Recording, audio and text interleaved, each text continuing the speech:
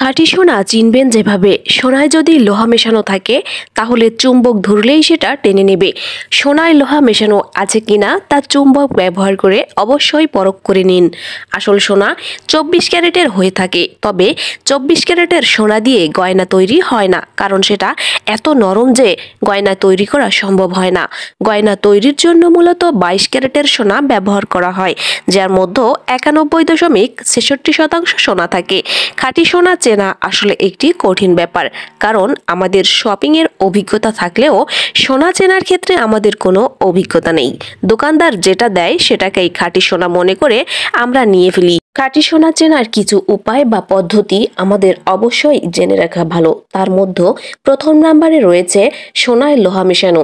সোনায় যদি লোহা মেশানো থাকে তাহলে চুম্বক ধরলেই সেটা টেনে নেবে। সোনায় লোহা মেশানো আছে কিনা তা চুম্বক ব্যবহার করে অবশ্যই পরখ করে নিন।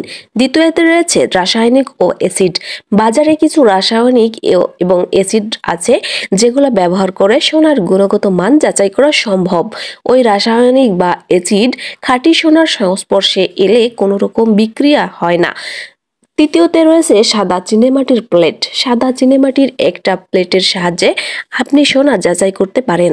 সোনার গয়না চীনেমাটির প্লেটে ঘষে দেখুন, যদি থালার উপর কালো দাগ পড়ে তাহলে বুঝতে হবে সোনা নকল, আর যদি হালকা সোনালি রং পড়ে তাহলে বুঝতে হবে সেটা আসল।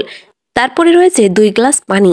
একটা গভীর পাত্রের মধ্যে 2 গ্লাস পানি নিন, তাতে কিনে আনা সোনার গয়না ফেলে দেখুন সেটা আসলে কিনা। যদি ভাসে তাহলে বুঝবেন সেটা নকল। তারপরে রয়েছে কামড়। হালকা কামড় দিয়ে ধরে রাখুন সোনা, যদি আসল হয় তাহলে সোনার উপর কামড়ানোর হালকা দাগ পড়বে। তারপরে আছে ভিনেগার। সোনার উপরের আরেক ফোঁটা ভিনেগার দিন। ভেজাল থাকলে রং পরিবর্তন হবে, তবে খাঁটি সোনা হলে সেটা হবে না। এরপরে আরেকটি পদ্ধতি আছে ঘাম।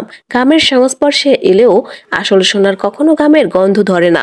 যদি ঘামের গন্ধ ধরে তাহলে বুঝতে হবে এটি খাঁটি সোনা নয়। অনুরোধ থাকবে চ্যানেলটি সাবস্ক্রাইব করে বেল আইকনে ক্লিক করুন এবং মতামত কমেন্টে জানান। আল্লাহ হাফেজ।